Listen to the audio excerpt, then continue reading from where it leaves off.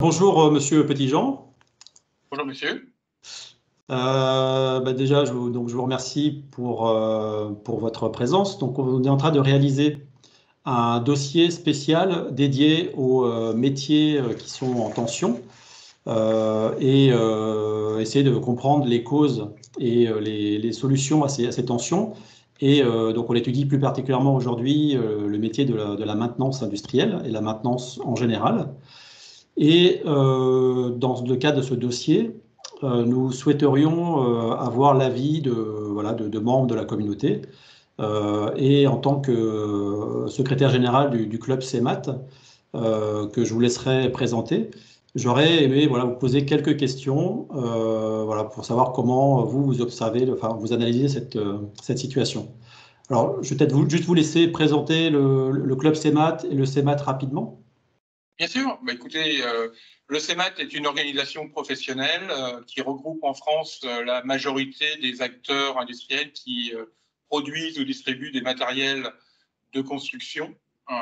Donc, c'est effectivement ce sont des filiales d'importation ou des importateurs parmi les très grandes marques de matériel de TP. Donc, le but d'une organisation professionnelle, c'est de défendre les intérêts de cette profession. Ça représente une quarantaine d'entreprises. Et dans les actions de ce syndicat professionnel, nous avons une action dominante qui est la promotion des métiers. Donc, c'est une action qu'on mène depuis plus de 25 ans maintenant. Et depuis 2 ans, on a structuré un peu plus cette promotion des métiers au travers de la création d'une association. Et cette association s'appelle le Club CEMAT, et qui a pour vocation de promouvoir les métiers de la maintenance des matériels de construction en France. Alors, déjà, pour rentrer dans le vif du sujet, est-ce que vous constatez une pénurie de talent dans le secteur de la maintenance? Alors oui, en ce qui nous concerne, on mesure depuis très longtemps un écart entre la demande et les jeunes ou moins jeunes qui rentrent dans ce métier. C'est pour ça que l'association a été créée, que l'action existe depuis longtemps. Et je dirais que c'est un combat qu'on sait qui durera encore, une action qui va durer encore longtemps, parce qu'on manque cruellement de techniciens ou de mécaniciens, selon comment on les appelle, dans nos métiers. D'accord. Pour vous, d'où vient le problème? Pour nous, le problème, il vient avant tout de la méconnaissance de nos métiers. On connaît plus facilement dans les métiers de la maintenance, tout le monde a une voiture ou une moto dans son entourage. Donc, si on est attiré par la mécanique, on a plus envie d'aller sur ces métiers-là parce qu'on les connaît. Donc, on ne connaît pas forcément les métiers de la maintenance des matériels de construction. Et vient au-delà de ça, certainement, un déficit d'image du monde global des travaux publics qui peut paraître difficile, dur ou pas suffisamment porté de compétences ou de technicité, ce qui est complètement faux. En fait, donc, on a ce double problème de ne pas avoir de connaissances, on connaît effectivement, et puis pour les jeunes, les parents préfèrent que leurs enfants soient plutôt docteurs ou avocats que mécaniciens d'une manière générale. Donc ça joue aussi. D'accord. Donc un déficit d'image à la fois peut-être du secteur industriel dans lequel vous travaillez, de cette activité, et du coup une méconnaissance des métiers de la maintenance Oui, je sur pense ce à un type manque d'équipement. d'image, d'une valorisation de l'image des travaux d'une manière générale, des métiers dans le secteur du bâtiment et des travaux publics. Et à D'accord. l'intérieur encore de ces métiers, parce que on va dire maçon, tout le monde connaît, mais mécanicien d'engin, à part si quelqu'un dans la famille fait déjà ce métier, il y a peu ou pas beaucoup de raisons de le connaître d'une manière intuitive. Si cette information n'arrive pas aux parents ou aux jeunes qui auront envie de faire de la mécanique, il va se tourner plus naturellement vers de la mécanique automobile ou moto qui le berce depuis sa plus tendre enfance, au D'accord. travers des jouets que l'on peut avoir. Là, c'est intéressant. Donc, et du coup, alors, quelles sont les actions que vous avez mises en place pour faire Alors, connaître ces métiers et puis ensuite ce métier, animer cette communauté? Alors, on a créé effectivement cette action de Club CEMAT il y a 25 ans, et le Club CEMAT a pour vocation de créer un lien entre les entreprises donc, du Club CEMAT qui donc fabriquent et distribuent ces matériels, un lien avec donc, ces entreprises, les établissements de formation et les parents et les élèves, pour pouvoir faire connaître ces métiers, parce qu'on souhaite que le relais puisse se faire dans les régions. Donc, c'est d'accompagner les établissements de formation qui font des portes ouvertes, qui communiquent, pour leur donner, pour travailler ensemble sur les moyens de communication qui peuvent être diverses. On les accompagne également dans leurs portes ouvertes. Nous avons donc, à l'époque, maintenant on est rentré dans des moyens de communication, je dirais, beaucoup plus numériques. Hein. Donc le Club CEMAT a un site internet, on communique sur les réseaux sociaux, et ensuite on anime ceux et celles qui sont rentrés dans ce métier. C'est aussi la vocation du Club CEMAT, d'accompagner les jeunes qui, quelquefois, sont arrivés, je dirais, par hasard dans ce métier, orientation quelquefois un peu forcée en fin de troisième, leur faire découvrir que ces métiers sont des beaux métiers dans lesquels ils vont pouvoir être valorisés, accompagnés. Donc ça, c'est la grosse force du Club CEMAT et de ces entreprises, c'est d'accompagner les jeunes pour leur montrer qu'ils sont dans une belle filière. Accompagner également l'établissement scolaire pour maintenir les enseignants à un bon niveau technique d'information. Et aussi, on réfléchit ensemble sur les moyens à mettre en place pour améliorer la situation. Voilà ce que nous faisons. Et on travaille aussi en tant que fédération, on travaille en collaboration avec d'autres fédérations consoeurs ou voisines qui ont les mêmes problèmes. Et on a même été jusqu'à créer un site commun qui s'appelle 3M TPM. C'est un site commun pour ne parler que d'une seule voix, de ne pas perdre encore plus de visibilité qu'on en a. Voilà. D'accord. Alors, du coup, dans les actions, donc, on avait parlé de concours organisés, d'académies avec les écoles. Est-ce que vous pourriez nous préciser un petit peu comment ça effectivement, ce programme, le concours du Club CEMAT, où, quand je vous disais que ça fait 25 ans, cette année, ça va être la 28e édition du concours Club CEMAT. Ce concours donc, a effectivement pour vocation, d'une part, de mettre en lumière les jeunes des établissements de formation, et puis aussi pour les uns et les autres de pouvoir repérer les talents et de pouvoir aussi communiquer ensuite à l'extérieur sur ce concours. Alors le concours, en quoi il consiste? Il s'adresse aux élèves de deuxième année de Bac Pro, de maintenance des matériels, et également première année de BTS. C'est un concours qui se passe à deux niveaux.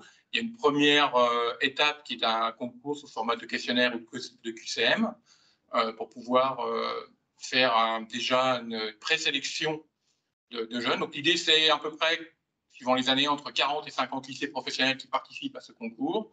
Ça fait à peu près 700 jeunes. Et après cette première phase de QCM de questionnaire, on sélectionne les 2 meilleurs dans chaque établissement. Après cette première étape, on organise des épreuves pratiques qui sont organisées sur 6 centres régionaux dans des établissements scolaires, où là, les entreprises se déplacent avec des techniciens ou des formateurs et du matériel pour faire passer des épreuves pratiques. C'est une épreuve qui dure une petite heure. Et ensuite, donc, ils notent les élèves. Ensuite, il y a une commission d'harmonisation des notes au niveau national pour faire un classement. Et donc, quand on a édité ce classement, ensuite, on organise une cérémonie de remise de prix qui est parrainée par une entreprise membre du Club CEMAT, qui reçoit sur son site les élèves, et donc tous les élèves, pas uniquement les primés, tous les élèves qui ont participé aux épreuves pratiques, donc à peu près, on va dire, entre 70 élèves, leurs parents, leurs professeurs. Donc ça peut faire une grande cérémonie où on peut être facilement plus d'une centaine à remettre des prix. Prix qui sont remis avec des bourses remises par le CEMAT. Ça peut aller de 250 à 1000 euros en fonction du positionnement de l'élève. Mais surtout, ce qui est aussi important, c'est que les entreprises proposent des stages pour les élèves qui ne sont pas en alternance, ceux qui sont effectivement qui ne sont pas en alternance. Et c'est chaque année à peu près une cinquantaine de stages qui sont proposés aux étudiants pour pouvoir améliorer leur connaissance en entreprise. Voilà un peu comment ça se passe sur ce volet. Et ensuite, vous avez une académie aussi avec les enseignants pour... Voilà, ça c'est vraiment le focus sur les élèves. Oui. Et ensuite, chaque année, en dernière semaine du mois d'août, nous invitons tous les enseignants des plateaux techniques à venir participer, on va dire, entre 7 et 8 ateliers techniques qui sont organisés par les professionnels, qui viennent aussi, là encore une fois, avec du matériel, des formateurs, Et donc, on organise effectivement entre 7 et 10 ateliers suivant les années, suivant les thématiques. Les thématiques, elles sont définies conjointement avec les établissements scolaires, parce que, vous l'avez compris, effectivement, on a une relation assez étroite et directe avec l'ensemble des établissements scolaires en France. Ils nous font part de leurs besoins en termes de sujets, de thèmes. Donc, on essaye d'y répondre à chaque fois. Et chaque année, c'est à peu près entre 50 et 60 enseignants des plateaux techniques qui peuvent participer gratuitement, hein, bien sûr, à cette université. On en profite pour faire des visites techniques qui peuvent être soit un établissement industriel ou une visite de chantier. Et on organise également des tables rondes sur des discussions, des sujets qui peuvent les préoccuper ou les intéresser. Voilà, c'est aussi créer une communauté, ce qui permet aussi aux établissements de ne pas se retrouver seuls sur les établissements régionaux. Quelquefois, il n'y a même pas d'établissement par département, au mieux, il y en a un ou deux.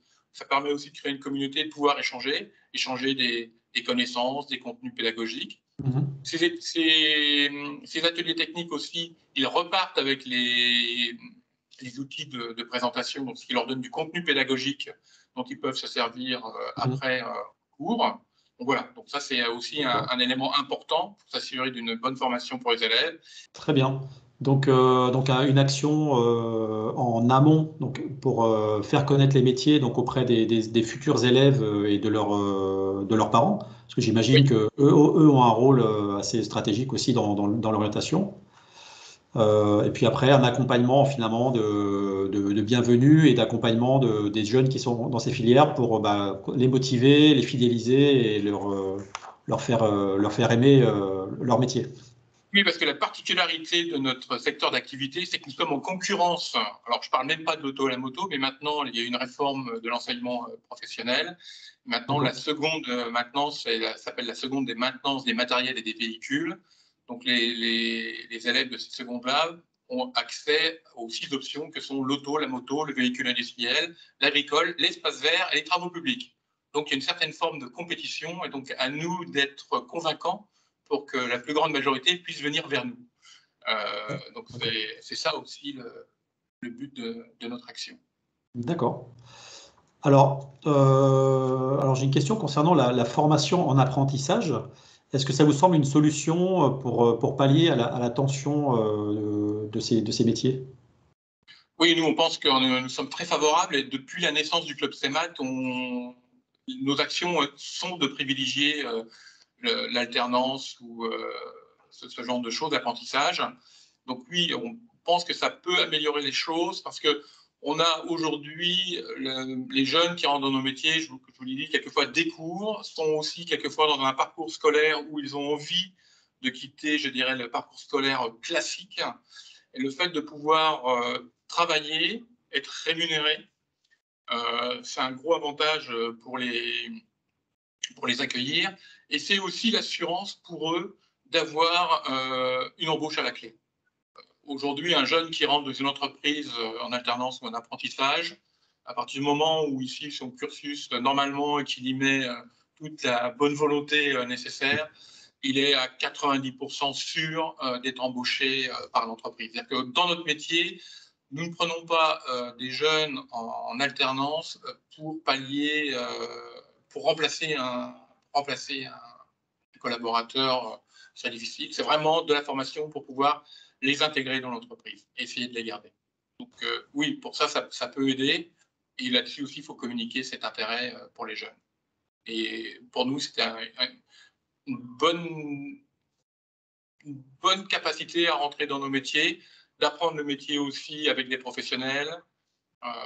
Donc oui, nous sommes favorables à ça et on pense que ça peut aider. Et on le voit, il y a eu quand même un développement dans nos métiers sur le pourcentage de formation continue et d'alternance. D'accord, une évolution dans ce sens-là. Voilà.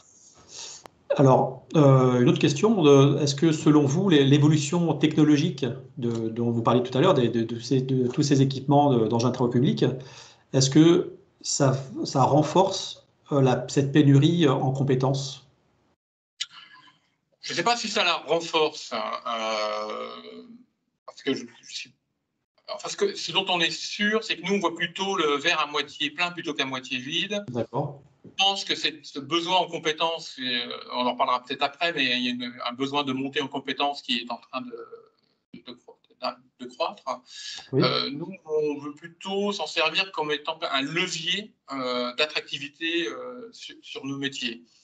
Mais je ne suis pas sûr que ce besoin en compétences ait amélioré ou réduit l'appétence vers nos métiers. Normalement, ça devrait apporter plus d'appétence, puisque nos métiers maintenant sont très techniques, et ça pourrait normalement susciter des vocations. Alors, on a traversé une crise sanitaire, et est-ce que vous pensez que cette crise ait eu un impact sur les recrutements dans la fonction maintenance? Je ne pense pas. Je pense que ça n'a pas eu vraiment d'impact, enfin, ou au moins on n'a pas vraiment de point de mesure pour pouvoir le dire. Aujourd'hui, la demande est toujours importante parce qu'en fait, nos métiers n'ont pas trop pâti du Covid. C'est-à-dire que nous, l'activité maintenance, bien sûr, elle s'est arrêtée pendant, on va dire, 4 semaines au début de la pandémie, mais très vite, le secteur des travaux publics a été un des premiers secteurs à se remettre en action et au travail. Parce que c'est un poumon de l'économie française, il ne faut pas l'oublier. Donc très rapidement, les chantiers de construction ou autres sont remis au travail et les métiers de la maintenance n'ont pas arrêté. Et même pendant cette période de Covid où tout s'était arrêté, en fait, les entreprises qui font l'entretien ont profité de ce temps où les matériels étaient à l'arrêt pour au contraire faire de la maintenance. Ils se sont dit, bah, tiens, justement, le matériel est là, il est mobilisé, faisons de la maintenance. Donc, il n'y a pas eu vraiment de rupture. Donc, c'est une activité qui a toujours été soutenue dans un marché qui, pendant ces 2 dernières années, a continué de croître. Donc, non, je ne pense pas que ça a eu d'impact négatif. Enfin, ça peut avoir un impact négatif dans le sens où on a besoin de plus en plus de personnel dans nos métiers. Ça n'a pas baissé. Est-ce que cette tension sur les compétences a là aussi un impact sur la rémunération des techniciens de maintenance? Oui, bah, au-delà de la compétence, c'est surtout le manque de personnel qui fait que aujourd'hui, les rémunérations ont tendance à augmenter. Et donc oui, aujourd'hui, quand on travaille dans le métier de la maintenance des matériels de construction, les salaires sont plus élevés que des secteurs connexes. Donc ça, c'est une réalité. Avec aussi des systèmes de rémunération qui peuvent être complémentaires avec ce qu'on appelle les paniers repas si on est à l'extérieur, des frais de déplacement. Donc ça peut effectivement, aujourd'hui, on a un secteur où c'est très recherché et où tout le monde se bat par tous les moyens, bien sûr sur le salaire pour garder ses collaborateurs ou les faire venir dans son entreprise, mais aussi sur le confort que peut apporter l'entreprise. Alors, le confort, ça peut être différentes choses. Je veux dire, c'est la qualité dans le travail. Ça peut être aussi, on n'en parle pas suffisamment, c'est aussi un métier où la formation est continue tout le long de son cursus. Donc, il y a beaucoup de formations offertes, prises en charge par les entreprises. Donc, ça aussi, c'est un plus pour garder ses collaborateurs. Donc, oui, on voit d'ailleurs aujourd'hui dans nos métiers des campagnes de communication très débridées et assez innovantes pour faire venir des jeunes ou moins jeunes dans les métiers de maintenance. Alors, il y a un sujet qui est lié à la féminisation de la fonction maintenance. Alors déjà, est-ce que vous notez une évolution du nombre de femmes dans les métiers, dans vos métiers? Et quelles sont les actions qui permettraient de continuer à augmenter ce taux de féminisation? Alors, on se gratte la tête sur ce sujet. Donc, pour à la première question, est-ce que la féminisation augmente? Je dirais malheureusement non. Ou si elle augmente, c'est d'une manière tellement faible que ce n'est pas probant. On trouve ça dommage, parce que nous, on pense effectivement que c'est aussi un des points importants, qu'on est suffisamment motivé, curieux, qu'on rentre dans la maintenance des matériels. Il y a un champ des possibles d'évolution qui est très, très large. Donc ça aussi, c'est important de le souligner. Et on s'aperçoit que les jeunes filles qui rentrent dans nos métiers évoluent souvent plus rapidement et très rapidement dans d'autres métiers, dans la maintenance ou le SAV, et que ce sont souvent toujours presque de très très bonnes recrues. Donc on souhaiterait effectivement que nous ayons de plus en plus de personnel féminin. Les entreprises du secteur communiquent sur ces sujets, essayent de le faire. Certaines même entreprises internationales ont des règles internes pour valoriser ça et améliorer ça. Mais c'est pas facile. Il y a très peu de candidates. Et donc pour ça, d'ailleurs, on avait fait nous une action sur le site d'ailleurs dont je vous parlais au début, le site internet qui fédère plusieurs organisations professionnelles.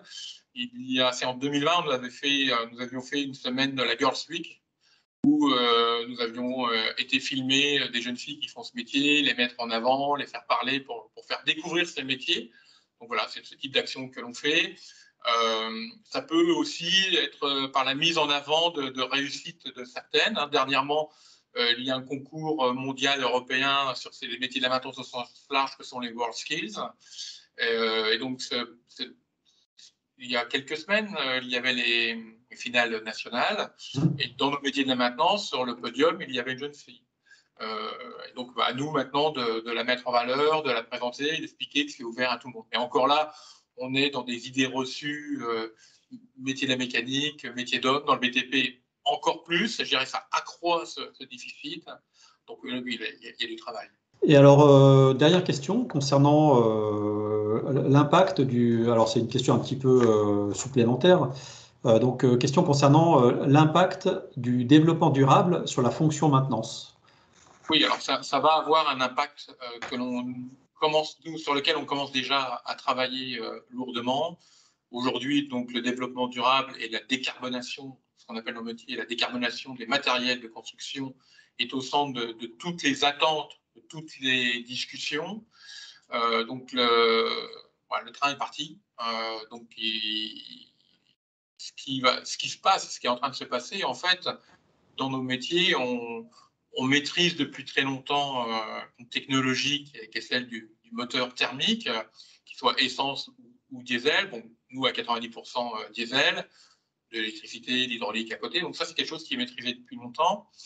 Et là, effectivement, avec les enjeux de décarbonation, avec des horizons qui vont arriver très vite maintenant, qui sont 2030, 2050 pour la deuxième phase, tous les constructeurs travaillent sur des nouvelles technologies. Et nous, ce dont on est sûr aujourd'hui, c'est que la réponse, elle va être multiple. C'est-à-dire que dans le métier des matériels d'engins de construction, l'électricité ne répondra pas à tout. L'hydrogène, le moteur à hydrogène, alors après, le moteur à hydrogène, on parle de quoi? De pile à combustible, mais nous aussi, on parle de moteur thermique avec injection du carburant comme étant l'hydrogène. On parle aussi de moteurs qui peuvent fonctionner au gaz. Bien sûr, il y aura des tas de mix, des modèles hybrides. En fait, on part d'une énergie bien maîtrisée, avec un développement qui va devoir être assez rapide sur de nouvelles énergies. Et donc, pour les techniciens de maintenance, un élargissement du champ de compétences et de technicité, de sécurité aussi, parce que ces nouvelles énergies vont demander d'avoir un peu plus de mesures de sécurité autour. Donc oui, on travaille sur ce sujet-là pour pouvoir, avec l'éducation nationale assez rapidement, pouvoir commencer à travailler sur les référentiels et pouvoir former les techniciens de demain. Effectivement, cette montée en compétences peut effectivement peut-être donner plus de valorisation à nos métiers, parce qu'il va falloir avoir des têtes bien faites. On n'en a pas parlé aussi, nos matériels sont connectés, sont guidés, connectés satellites, maintenance prédictive déjà en place, collecte des données. Dans nos métiers, les véhicules autonomes, ça va arriver beaucoup plus rapidement que dans la voiture, parce que, pas dans les chantiers urbains, mais sur des sites industriels, que peuvent être des carrières ou des mines, le périmètre il est défini, avec des outils numériques, on va pouvoir facilement rentrer sur l'autonomie. Donc oui, il y a des technicités qui va arriver beaucoup plus rapidement, qui est déjà, à mon avis, plus approfondie que sur certains matériels. Pour ceux qui s'intéressent à la mécanique, il faut venir chez nous, c'est sûr. Très bien. Eh bien, merci beaucoup pour cette présentation détaillée. Finalement, on se rend compte que avec le club CEMAT et votre syndicat, vous êtes vraiment très actifs dans la promotion de votre métier avec des actions finalement très très concrètes, très pragmatiques sur le terrain, avec de la promotion auprès des jeunes en amont, ces concours annuels, un lien fort avec les enseignants et avec les écoles pour faire évoluer les compétences et idéalement attirer des jeunes dans ces filières. Voilà, oui, ça fait partie de nos motivations hebdomadaires. Très bien. Eh bien, merci beaucoup. Et puis, C'est moi qui vous remercie. à très bientôt. Et à bientôt. Et bonne fin de journée. Au revoir. Merci.